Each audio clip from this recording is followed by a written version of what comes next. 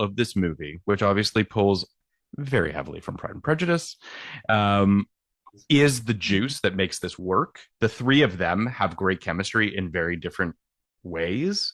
And I think that if any of those three leads had been anyone different, I'm not convinced it would have worked. Like, I really do think you need it to be these three people. I think that just for our audience or listeners, Helen Fielding wrote the novel Bridget Jones's Diary based on the character Mark Darcy. His depiction of Mr. Darcy in Pride and Prejudice, which came out in '95. There's so many connections to the book. I'm not going to go through all of them, but I'll just say that, like, the lie or miscommunication that exists between them is the same from the book. Bridget works for Pemberley Press. Mr. Darcy lives at Pemberley Estate. You literally have a VO at the beginning where she says, it's a truth universally acknowledged at the moment one area of your life starts going okay, another falls spectacularly to pieces. The opening line of Pride and Prejudice is, it is a truth universally acknowledged that a single man. So there's connections. It's an homage. It's not hiding the fact that no, sure. I don't. I guess what I'm saying is, listen. I do not want to stand up for this script. At no point did I ever want to come in here and defend the script. But here you are. And yet, yeah.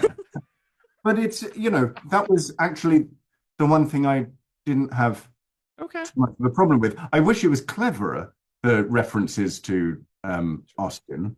But this movie is not clever. No. No. And I'm not saying that's a bad thing. I'm not, like going, oh, well, but it's not a clever movie. It's very much. I haven't read the book. Yeah.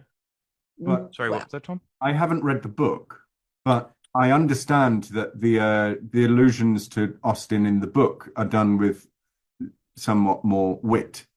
Is that fair from memory? I don't remember either, but I'll say this, that I do think. Magazine. Oh. What I was going to say is I think that my guess is that the written word to the written word is going to always be a more graceful thing, right? Like, it's just going to be. So my assumption is that it probably was more clever, that I think that there was all sorts of things you could have done in the book that you can't really do in the movie. Also, one other little piece of trivia, which is ridiculous, is that in 2007, The Guardian named Bridget Jones's Diary as one of the 10 novels that best defined the 20th century, joining the ranks of Heart of Darkness, The Great Gatsby, Catcher in the Rye, and The Diary of Anne Frank. Okay, see, this is one of those lists when it comes to books, I'm sorry, that they make, and it's the book of the moment that they add into the list with these classics, and you're like, guys, this is not going to hold up in like even 18 months. Yes, you they've have got to write all of Darkness and Bridget Jones' Diary on the same list. The books that should be there, and then they just say, quick, stick in one that someone's read. And people actually because it makes people makes a good point. Yeah, because it makes people feel smart because they've read that one. I haven't read 1984. I've read one of the most important works of the 20th century. Absolutely. It's why I can imagine that, like, fucking one of the Onyx books would make it into the list now, where people be like, yeah, no, the Dragons books. Yeah, I read one of those. I'm smart. Yeah, it's like, and mixed in there is like fucking Ulysses. Yeah, I agree with you. It's ridiculous, but yeah, I mean, I do wonder, like, how this book would age. Like, I'm not going to reread it, obviously, but I am curious if it does age well. No. Oh, Katie. And people say you're not funny, which is ridiculous. I love you. I will come back and do this podcast anytime, just for these moments. The outfit that Bridget's mom puts her in at the beginning of the film is amazing.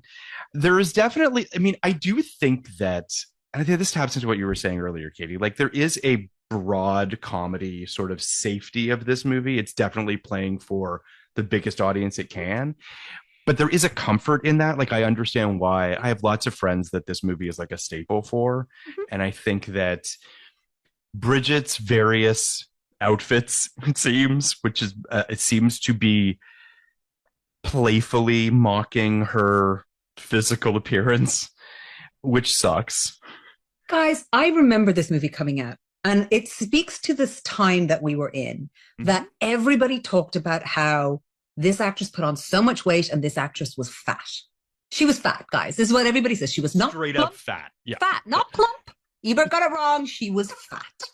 And this character was supposed to be fat. She was supposed to be struggling with her weight. And I read the book, and it was like constant. Part of the book thing about the book is she puts how much weight she's lost and gained at the end of every diary entry. And I was like, okay, I mean, it was a huge fixture.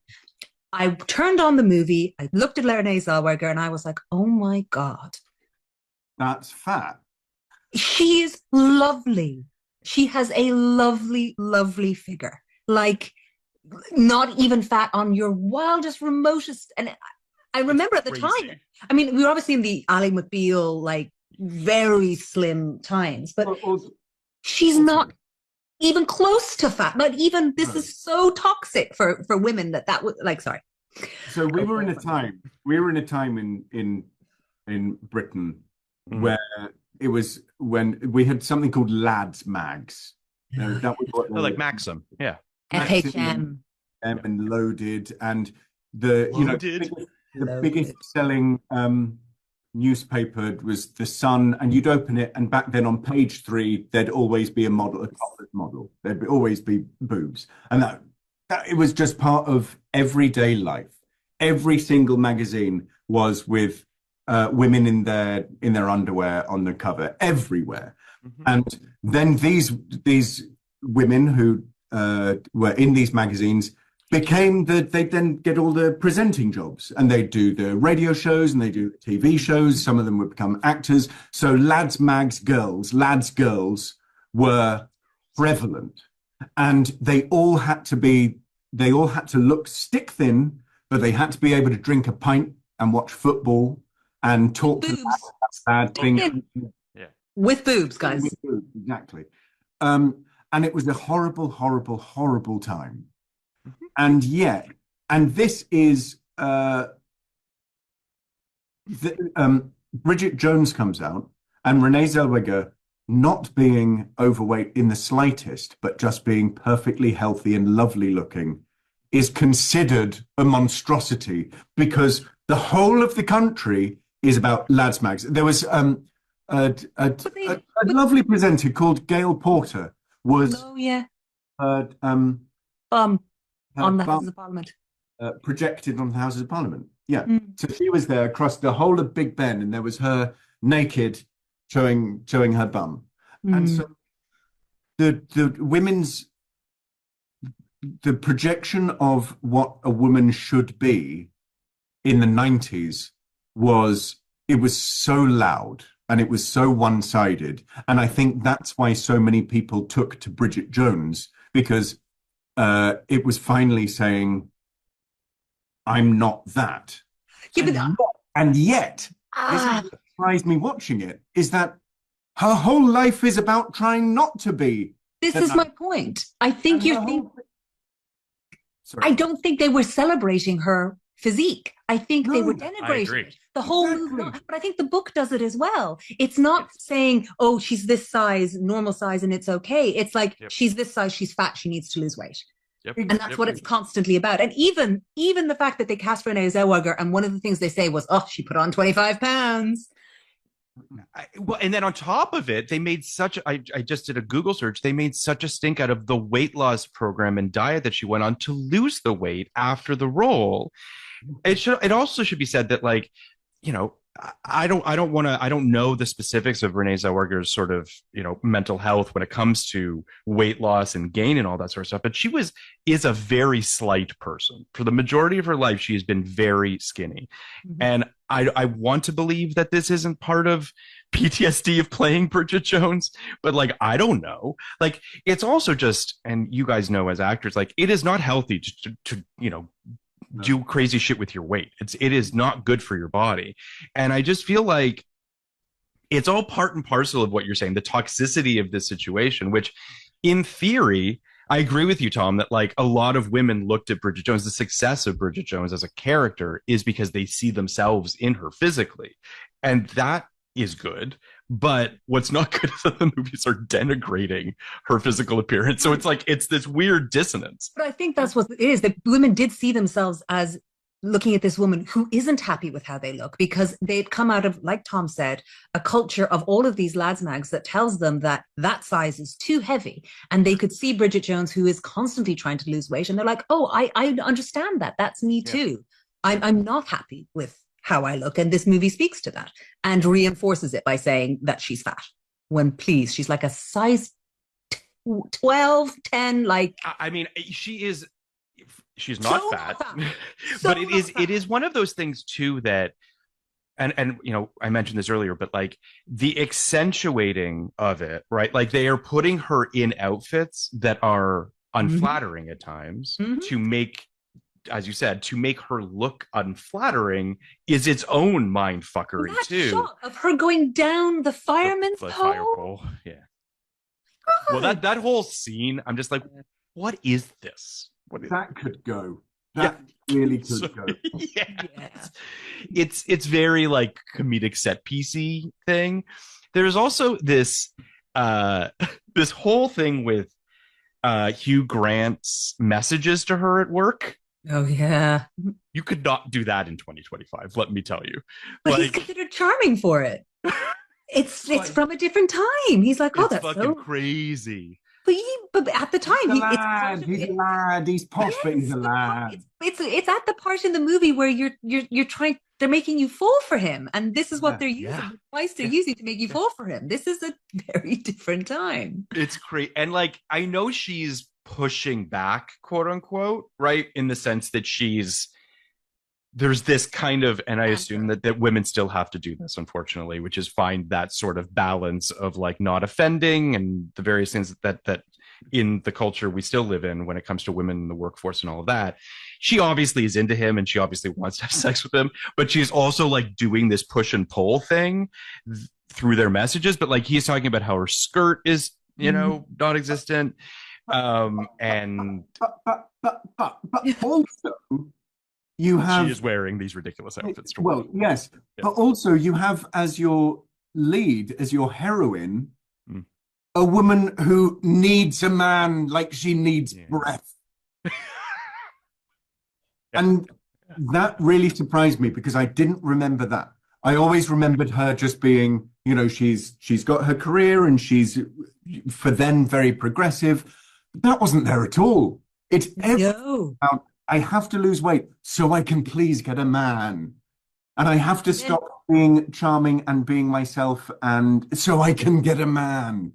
And then finally, there's a man who says, I'm going to paraphrase that, I like you just as you are. I like the way you are. The line is, perhaps despite appearances, I like you very much just as you are. The most British way of saying I like you. I'm sorry, despite his appearances, despite her appearance. Chubby, which means I'm okay. I like a chubby girl, is basically what he's saying. No, yeah. That was me quoting Roger Ebert for yes. Plump. Likes a plump girl. Yeah. I really couldn't believe how desperate they made her. It is very, very unfortunate. It's on its face. It's on billboards in like Piccadilly Circus or whatever. Like you're seeing it literally, her weight is like projected on there. God. Like there's just things that, you know, is just crazy. It's very strange because it is talking out of both sides of its mouth. And again, like I do wonder if the book is better about it. I don't know if it is. And I wonder if the movie's just broader for, you know, again, to get as many people into the seats as possible. But like, I just do wonder because I do think that there is this, like, look at her friend circle, right? Like she's got a great group of friends who love her, who are there for her whenever she needs them. Less so her being there for them, but that's whatever. That's just main character syndrome, I guess. But I do think that there is sort of these leanings of the movie being sort of like, but she is okay on her own. She could be okay on her own. And then just like vacillating quickly towards, no. She needs to find a man to be, you know, fulfilled in some way. Yeah. It's not great. Salman Rushdie's cameo is weird. I don't really get it. Oh, listen, they have him for one day and they really use him. That's true. They did get their money's worth. Again and again and again. Yeah, I don't know. I love a movie, or any movie for that matter, that's about the publishing industry. Something that we just do not see anymore. So, well, because there's not so many rom-coms, because so many rom-coms take place where the women work in publishing industry, because that's where women get jobs. It's not great, but that's what happens. Yeah, it is. Like, even just we on our main feed, we did The Holiday recently, and the whole Kate Winslet character in London basically is Bridget Jones. Mm-hmm. I mean, she works at a publishing firm. She's in love with her boss. She's shagging her boss, all that sort of stuff. I love that Hugh Grant calls Bridget Jones. It's just got such a great, like, it's just him being like Jones. It's great. I don't know. I just love that. Can you guys explain Tarts and Vickers to me, please? Because I have no fucking idea what's going on in this. Oh, Tom, please, you will enjoy that one. No, go on. Well, I mean, it's fancy dressed like sluts and saints type of. Do you know what I mean? Do you know what I mean? It's a fancy dress theme. We don't do that here. That's what I'm saying. Americans love to dress up. What are you talking about? Yeah, but sluts and priests or sluts and saints is not a theme that we ever use. I mean, listen, in my experience, yes, when England wants to do a costume, it's very themed. Yes. Okay. And in America, it's just a costume party and everybody can do what they want. But in England, it's very themed. Is that right, Tom? Okay. It's more specific. And Tarts and Vickers is an old-fashioned suburban theme. So all of the men dresses Vickers and all of the women dresses sluts. Can I just say that how like unbelievably patriarchal is it that the men dress up in the most basic priest outfit, but the women all have to dress up like whores? Like, what the men can dress up like whores if they do. What? Oh, okay. Interesting. And the women, that's cool. So you could have a woman come as, the Pope.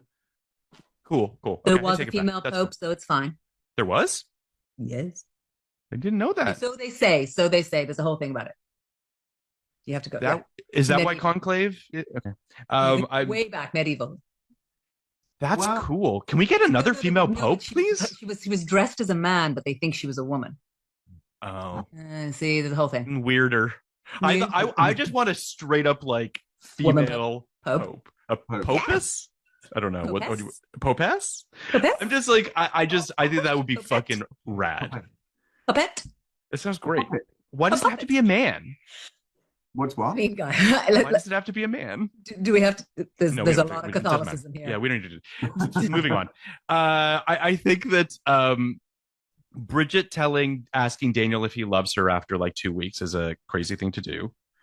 It's a little needy and a little crazy. She's coming on like I've never seen a person. It's just like, you need to chill out. Like, it's crazy that he's anyway, whatever. I mean, I guess he's doing things with other people on the side, but it's just whatever. It's all very strange. I feel bad. The reveal of Lara, which is the woman that is insane on so many levels. So basically what happens is she thinks that they're exclusive, which is assumption that she makes. Well, she does love him, so she does. She does. No, she doesn't, but she does. But she says it. So they've been dating. Let's just be generous and say for 3 weeks, whatever. They go on this vacation together. He decides he has to go back to town, leaving her to go to the Tarts and Vickers thing alone. She then comes back early or surprises him at his apartment, where she discovers that he is sleeping with an American woman who works on the American side of this publishing company that they work for. Mm-hmm. There is a slow motion reveal of Lara in the bathroom, fully naked, totally done up, wearing glasses, holding a portfolio in front of her naked body. Happens to me all the time. That is so crazy, stilted, and weird. And then you hear Lara say to him, I thought you said she was thin. Now, I want someone to explain to me what the conversation was that they had that he felt necessary to say that. It makes truly no sense. It's just mean and offensive and ridiculous, and I hate everything about it. I'm not going to argue with you. No, neither am I. It's just, I don't understand. It's just another way to tell the audience that Bridget Jones is fat, and she's not. Do you know what I mean? 100%. So there's nothing else in it. It's literally just there just in case you've forgotten, this whole movie is about a fat Bridget Jones who is not. I'm also just, because you forgot, because you're looking at a woman who's not fat. So you need to be reminded. You need to make it explicit, yes. So here's the thing. I was trying in my head to construct the scene or the conversation between Lara and Daniel, where he says to her, I'm only assuming, so I'm fucking this girl that I work with at work as well. But don't worry, she's thin. Really thin. Like, that's the only possible explanation that I could have for this, for him to say that. Well, no, I can imagine a situation. So I'm seeing this other woman. Oh yeah, what's she like? Well, she's gorgeous and she's tall and she's thin and she's like fair enough. You know, fair enough. Yeah. But that doesn't happen. It doesn't happen. And then he tells her that he's engaged to her.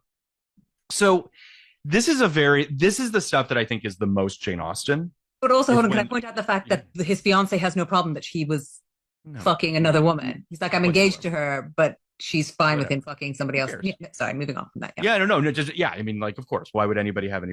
This is, I know I sort of started this episode by asking about rom-coms, and kind of the reason for that is because I do think that rom-coms play by their own rules. They're very fast and loose because I think that people just kind of want to go for the ride. They just want to invest in the characters. They want to have fun. They want to see people kiss, and that's fine. Like, there's nothing wrong with that. And I think that your mileage can vary as to how much you're willing to take or go on that ride, right?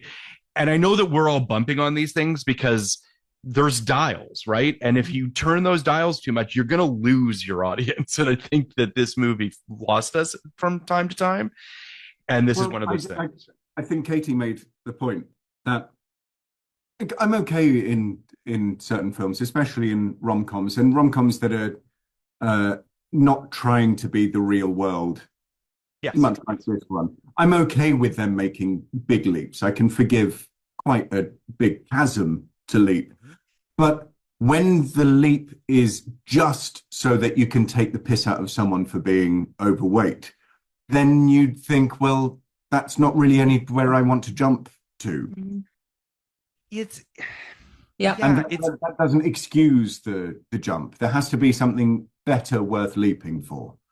Yeah, there's a meanness and a kind of hatefulness that's there under the surface about the way that the world views Bridget at times. Cheap. Yeah. It's just cheap. It just sucks. Mm-hmm.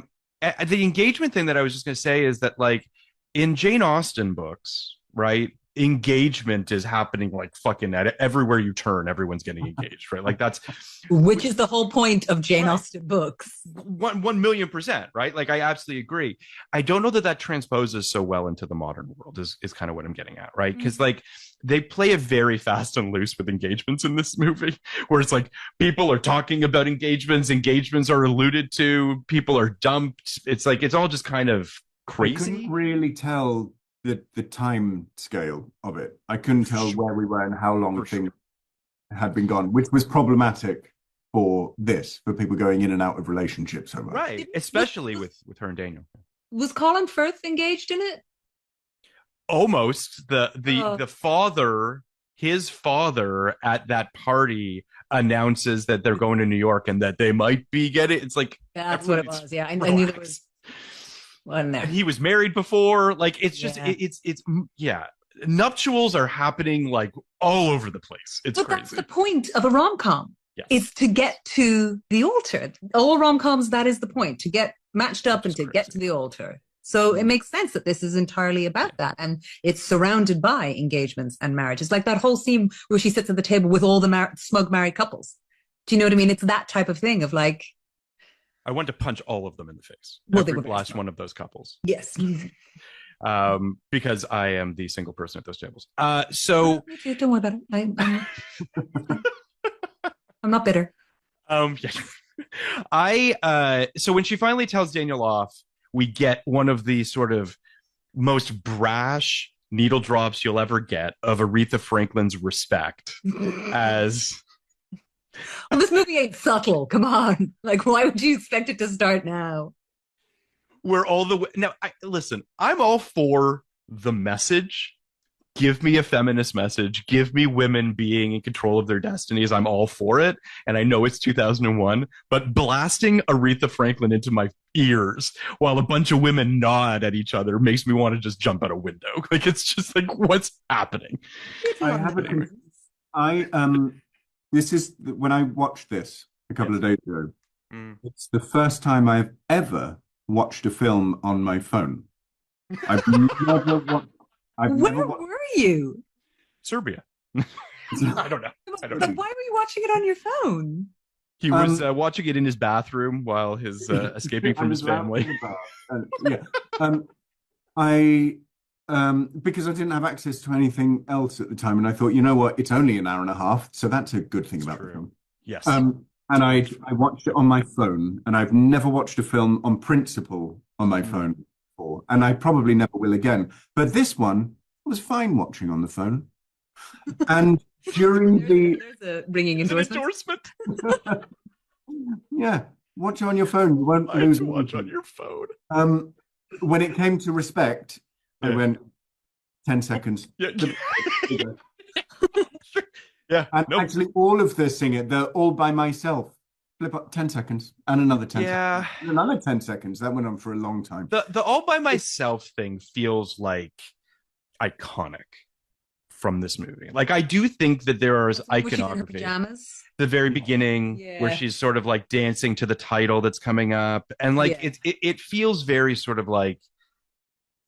When I watched that the other day, I was like, yeah, I get why this movie's still with people, you know?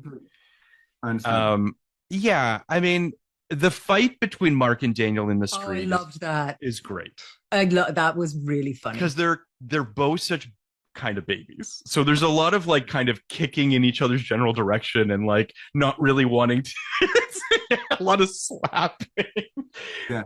It is great. It's more of a real fight, which is why I thought they shouldn't have smashed through the window. Yeah, it's like kind of one step too far. Yeah. Well, that ruined it.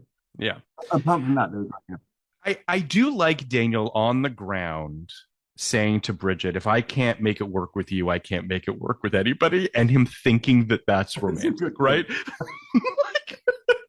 Like, I think that is his character in a nutshell. But he says, if I can't make it with you, I can't make it with anybody. What makes her behavior in their relationship so wonderful? Okay, so I'm going to give them maybe a little bit of credit here, insofar as that when there is sort of like two little montages of the two of them where you and it doesn't go far enough for me, but there is kind of an old school banteriness to them. His nickname of calling her Jones, of like just kind of their sort of that je ne sais quoi is a little special. I think they could have gone farther with it, but I do feel like why they would have fallen for each other. Yes. I can understand more why she fell for him than why she fell for Darcy. Yes. Yeah, the Darcy thing's harder because like he's such a kind of a fucking weirdo. Like, right? Like, he's just very stiff, and like I know that Colin Firth is playing that up.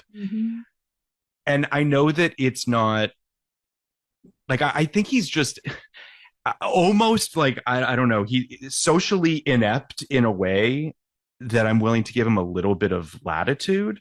But I agree with you, Katie. Like, what does she see in him as opposed to what does he see in her? I mean, like, you know, there's some sweet moments, you know, when they're cooking, and then when he gives that interview, which was so professionally inappropriate, like that's not good for your clients. Like, why are you doing that? That's damaging. You are a top human rights lawyer, and this is what you're allowing. But moving on from that, I just didn't see, like, for all that, you know, Hugh Grant plays an absolute asshole at the start, and he's so inappropriate. It's charming. Yeah. Yep. He's very charming. Yeah. And Darcy is not charming. Yeah, there's a charisma to Hugh Grant in this role and in general. Mm-hmm. And I think that in a weird way, it almost feels as though, and I don't know if this was part of the direction, but like he's playing Mr. Darcy, right? 100%. Like he's in a period. But he's very much playing that period role. Yes. And it's quite inaccessible in a modern setting. That exactly. Like there needs to be a softness there, and there isn't. Yeah. Again, this goes back to the point of it wasn't witty or clever enough as an homage to Pride and Prejudice, because Darcy in Pride and Prejudice is, you know, he has the pole shoved up his arse, but there are enough moments where there's a little chink in his armor that you see who he is underneath, and then he quickly covers it up again. And there are enough of those moments for Elizabeth Bennet to be completely transfixed by him. No, you're right. You're absolutely right. There aren't those moments. Mm-hmm. Speaking of Jane Austen, because I've never seen the 95 Pride and Prejudice. I've seen lovely. Jennifer Lee's. Oh, it's lovely. Yeah, no, it's really worth it. Watch it. Mm-hmm. I've seen the Keira Knightley Pride and Prejudice, which I really loved. It's really good. Do you have a favorite Jane Austen adaptation? I know there's many of them. Probably that Pride and Prejudice. Okay, but a movie? Or not. I mean, listen, there's been a lot of them, obviously. I mean, there's Emma, a perfect answer, because that movie's perfect. Yeah. I mean, my favorite. Yeah, I mean, not the purest of Jane Austen adaptations, but yes, but yeah, a perfect movie. Jane Austen is one of those things that, and we talked about this, I think, a little bit, Tom, when we did our Howard's End episode, which is that I do find myself. It's why I love Greta's Little Women as much as I do, because there's this sort of idiosyncratic postmodern kind of deconstruction at play of inside that I love. Like the movies that the period dramas that I tend to gravitate towards are ones that don't feel super down the middle or like adhering to the most sort of, like, I love Gosford Park or Ang Lee's Sense and Sensibility, right? Love like those films, there's a different thing there. There's an intangibility that makes it feel different and doesn't feel like just another kind of stuffy period piece. A show I did 1,000 years ago called Lost in Austin. And it was about a girl, modern girl, finds a door behind her sink in her bathroom. Were you Wickham? No, I was Bingley. Oh, it would have been a good Wickham. There's nothing more British than what just transpired. Okay. Were you Wickham? No, I was Bingley. Sorry, continue. Yes. Sorry, no. And she goes through this little door in her bathroom and she swaps places with Elizabeth Bennet. So Elizabeth Bennet, sure. But it follows the girl in Pemberley. And the writer, Guy Andrews, was brilliant and knew Pride and Prejudice completely inside out. So that as an homage, it was perfection. It was just absolutely brilliant because he loved the characters, he loved the setting, and he had a great big sandbox to play around with them a little bit. And he did so with complete reverence to Austen, and it was great. Which, again, I don't think there was now, I'm not a huge Jane Austen fan, to be honest. It might surprise you, but I'm not a massive.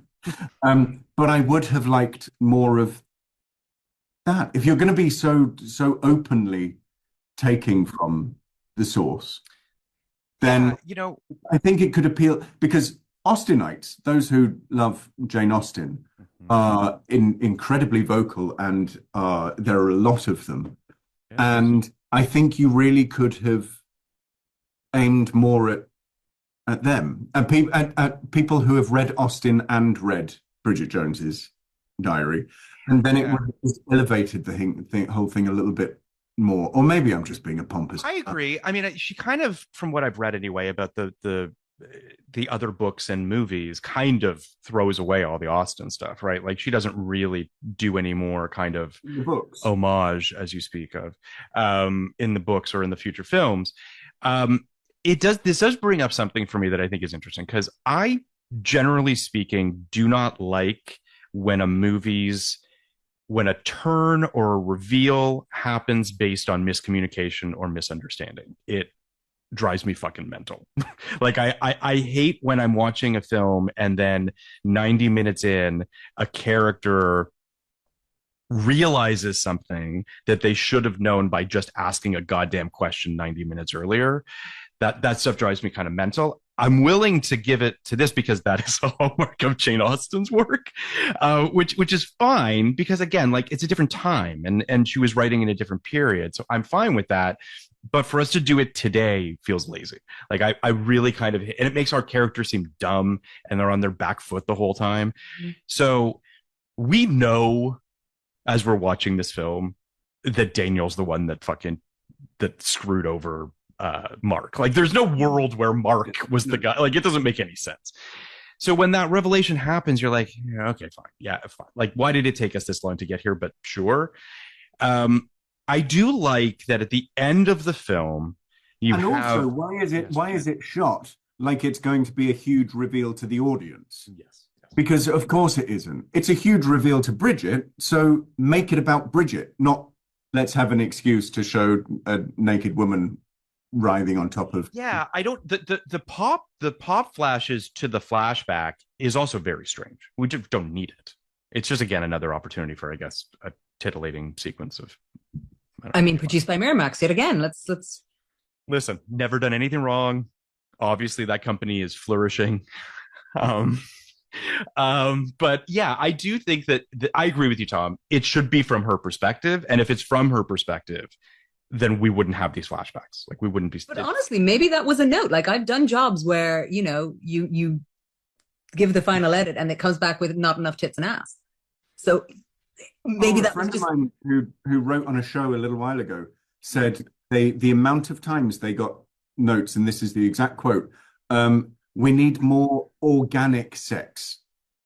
So basically fruit vegetables? Sorry. More sex scenes, more whole food. More whole food. Organic. Make it organic. Make it organic. Cool. Yeah. I mean, I love when they say organic. Because you're just like, well, it can't seem as though we're just asking for tits and ass. It's like, but that's basically what you're asking for. So let's call spade a spade.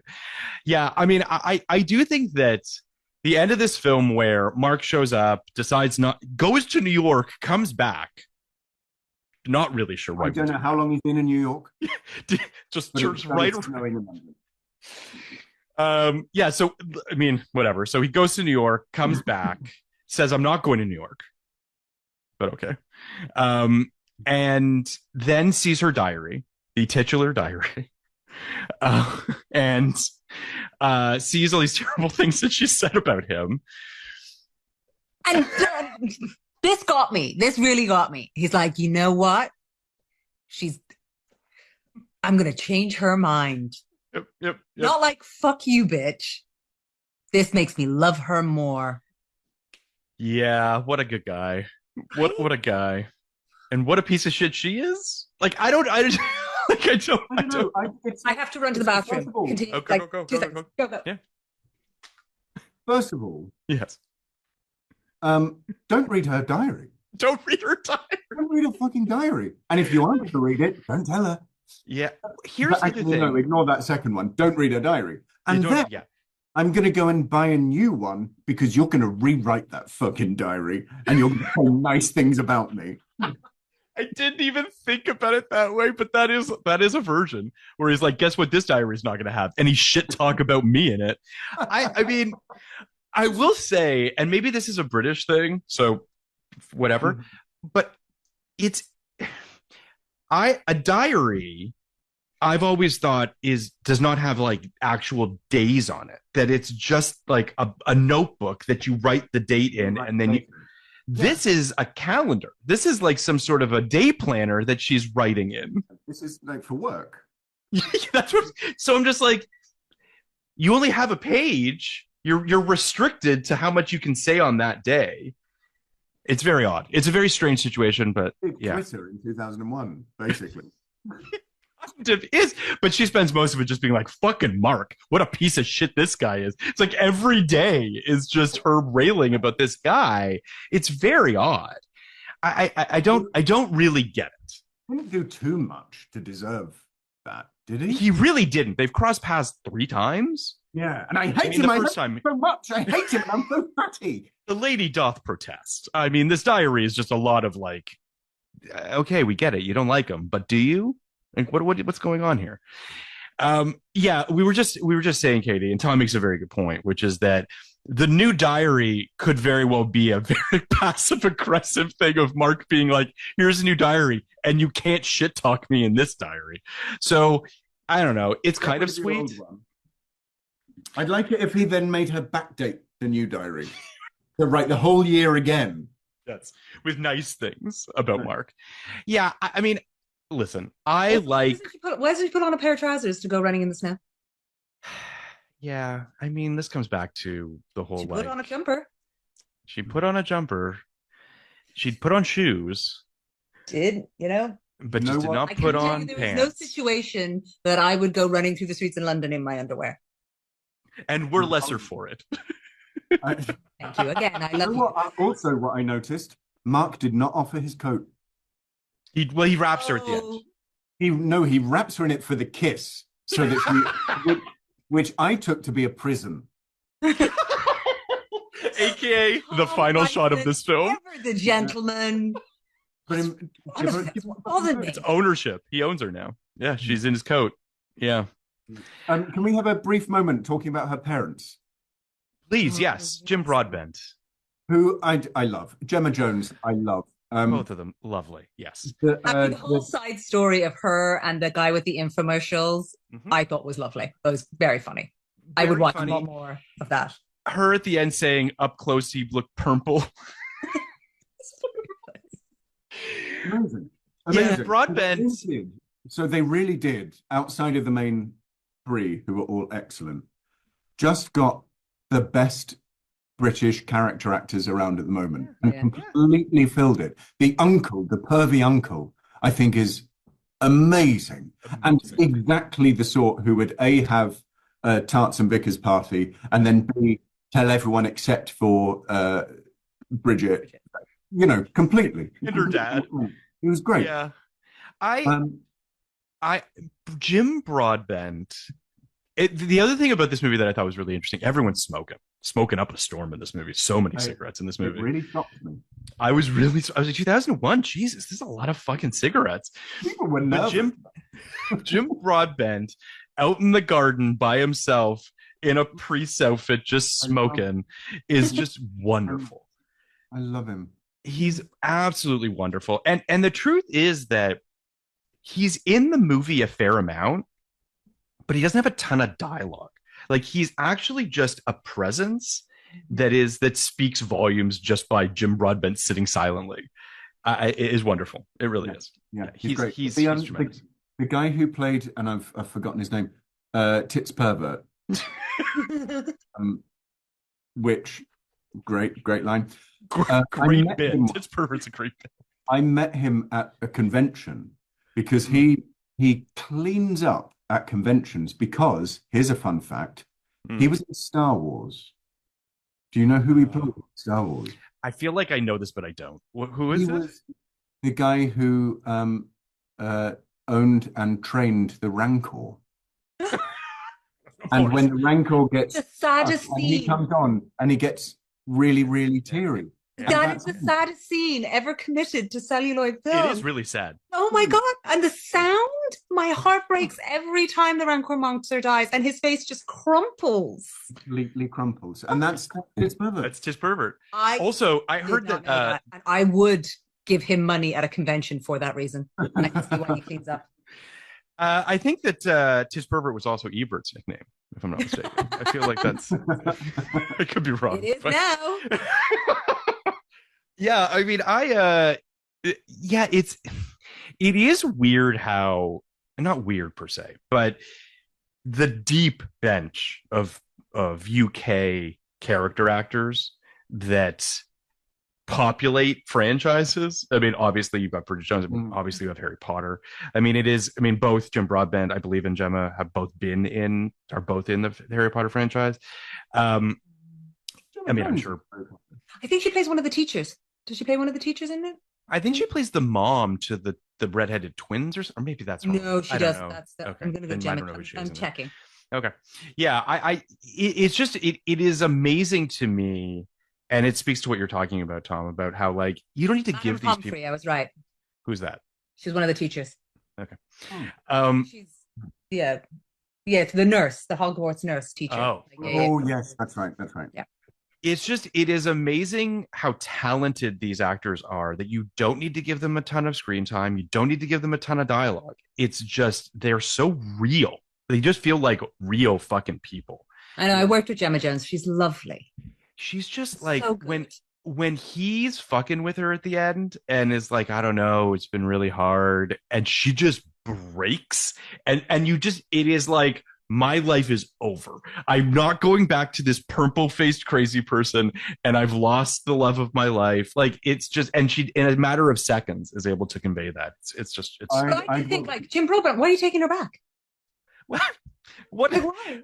Because have you seen him? He's just sitting around sad, smoking. He just there are yogurt pots, empty yogurt pots and pizza boxes around his. He needs some therapy to find true love of himself. You know, he loves her. You know, he loves her. Not good for him. I don't know. I agree. Is alone good for him? But what? Is alone good for him? But he's better being on his own. You shouldn't be in a okay. This man's in his 60s. You're asking a lot of this man at this point in his life. I just don't think she's going to change. That's fair. I just don't know whether he'll be happy. Let's rate this film. To be happy. Did you guys see this movie in 2001? Just out of curiosity, did you see this around the time of its release? Don't know if I did. I don't know. That's fine. Can't remember. No idea when I saw this film. So I'm curious as to what you thought of this film when you first saw it, and what you think of it now. 0 to 99. I'll go first. Saw this in theaters in 2001. Thought it was fine. Didn't really think about it a lot. Have not watched it since, so obviously it didn't, whatever. I probably would have given it like a 60 back in 2001. I think it was like, again, I thought it was fine. I went up this time. I liked it more this time. I think just time's been relatively kind to this movie, especially for the three leads, in terms of just seeing them in the early days of their careers, just kind of crushing it and knowing how to do this. Obviously I have my issues with some of the plotting, and there are some problematic things in this, but I'd say it's like, I'm at like a 72. That's where I'm at. Wow. What about you, Tom? What did you think when you first saw this, and where are you now? I have no recollection of it. I know I've seen it. I have no recollection of seeing it. Wow. Exactly the same as me. I'm with you, Tom. So how did this film hold up, Tom, on your toilet, on your phone? How did this... You know what? Okay. Deeply problematic. She's a deeply problematic character. And what they're saying and what they're trying to project to women, I think, is poison. The script Correct. is not great. There's not only for those leaps, but also there's not very many jokes or not very many funny lines, but every single one in the cast is just storming it. And that's why I really wanted to bring up at the end the parents supporting cast, because they're all brilliant and I love every single one of them, and I would love to have had a franchise about her family. I think that would have been great. So for the performances, I'm with you. It'll go somewhere in the 60s, maybe low 60s, 60, 50. Okay. Oh wow, it's falling as we speak. No, what about you, Katie? Around 60, I actually completely agree with Tom. Like I have the same experience. There's a first for everything. You know? I'm in shock. I had seen it before, and I could not tell you when. It made zero impression on me, but I knew I'd seen it. None. But the movie itself I find problematic, and I'm not sure I enjoyed the story or the script or any, but the performances are lovely. No, they're really, really lovely, all of them, and I enjoyed watching them. Not sure I enjoyed the script or movie or whatever, but they were so watchable and they were so charming and they're charismatic. They were like not a dud among them. So no. Yeah, it does go to. I think that this, truthfully, what we're really kind of outside of the performances themselves, I think that what we're kind of giving our flowers to is the production, and by that I mean the producers, right? Like this was a well-produced movie that brought all these people together, that took a director that really ultimately didn't maybe show the aptitude for something like this, and she performed. She did a great job directing it. I think that getting this cast together, getting Richard Curtis, like all those pieces, I think are what make this thing come together, for what that's worth. Well, guys, thank you for doing this. Michelle Gish was the casting, and she was okay.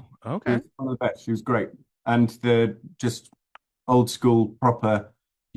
See it on the page and knows exactly who to get, and that's why it was so great. And it does feel like there isn't a bad performance in this movie, whether or not they and not a bad cast. Everybody's perfectly cast. Yeah, no, totally. I have a question to ask you guys. It's completely off the subject, but I want to throw this in here. Please. What do you think a David Fincher rom-com would look like? I mean, we have one. Fight Club. It's called Gone Girl. Is that okay? Rom-com? It's funny because Gone Girl, every Valentine's Day, Gone Girl gets like the rounds on social media, right? Because she writes in her diary, it's Valentine's Day, I think I'm gonna buy a gun. and that diary entry is on the social media, what have you. I think we're never gonna get something from him that I think is like overtly lighthearted. Like I just don't think he's capable of that. That's why I was being a little bit whatever with Gone Girl, but I'm also like, it's a comedy. Like it's fucked, and it's also sort of romantic in a really fucked up way. I'm finding it problematic that this is what you find romantic, but well, I mean, romantic in the sense that very telling. She does love him. No. Yes. Okay, we'll do this on our Fincher spin-off. You don't think she loves him? No. You think it's a power play? That's it? No, I don't think she loves him. I think it's about herself. She doesn't love him. She's not capable of love. She's a malignant narcissist. They are not capable of love. She's using him for her own ends. It's not about love. Interesting. You don't think Amy Dunn has any capability of love? No, absolutely not. But I don't think he loves her either. Well, okay, I'm going to do, and yes, Tom, we will obviously talk about this on our Gone Girl episode, but I'll just say this very quickly. I think there's a weird cyclical element to it, which is that she needs to be loved. She needs to be adored, right? She needs to be adored, not loved. Right, she doesn't care about love. She wants adulation. Right. And I think that she wants his love, which in a weird way is a form of love. Like, I know that's circuitous, but I think there's something, like, I think about, yes, she wants him trapped. Yes, she wants him in her little cage for the rest of his life with their child. Like, yes to all of this. But I also weirdly think that when they have their meet cute and when they have their whole, like, thing, which, again, unreliable narrator, so who knows what really happened, I do think there is like a genuine chemistry between them. I do think that they do have some sort of a love. Sure. I don't think she's capable of love, and I don't think he loves her either. Again, I'm not going to jump in on, because you guys are going to discuss this on your podcast. No, I mean, love it. You're going to be our Gone Girl, obviously, guest. It'll be great. Yeah, it's going to be great. But no, I know what you're saying. No, you have a Fincher story. When you mean Fincher? Yeah, well, on Zoom because it was Whatever. the end of We met Fincher. It was for what was that film about Mankiewicz? Mank. Mank. What was that film about Mankiewicz? Mank. Jesus Christ. And it was for a part in Mank. Oh wow. So we went on Zoom and it started. I said, "Hey, nice to meet you." He said, "Hey, nice to meet you." Yeah. No, seeing it now, you're completely wrong for this part. Dude, let's talk about something else. And he sat and we just spoke about films and about life for like nearly an hour. How lovely. That's fucking awesome. Lovely man. Just straight away, let's not beat around the bush. This isn't going to happen. But I'm still going to give you time and I'm still going to like listen. Like, that's lovely. I love that. I love it. He's, it's so funny because I do feel like for the longest time, and I guess to some extent still, he has this reputation of being a taskmaster and a blah, blah, blah. And like, what a monster, does a million takes and this, that, and whatever. Every person I've spoken to who's met him or chatted with him, which is not a lot, but still, or any interviews, is that he's great and that he loves making films. And whenever he's asked about the takes and the whatever, he always says the same thing, which is like, we get millions of dollars to do this. Shouldn't we make it the best? Like, shouldn't it just be like, it just... You see, this is for me, there's a difference between Stanley Kubrick being a taskmaster and David Fincher being a taskmaster. Sure. Do you know what I mean? Like, there's something... Well, Fincher was a sociopath. Sorry, Kubrick was a sociopath. Exactly. There's something cruel. That's why I can't watch his movies, because I find them cruel.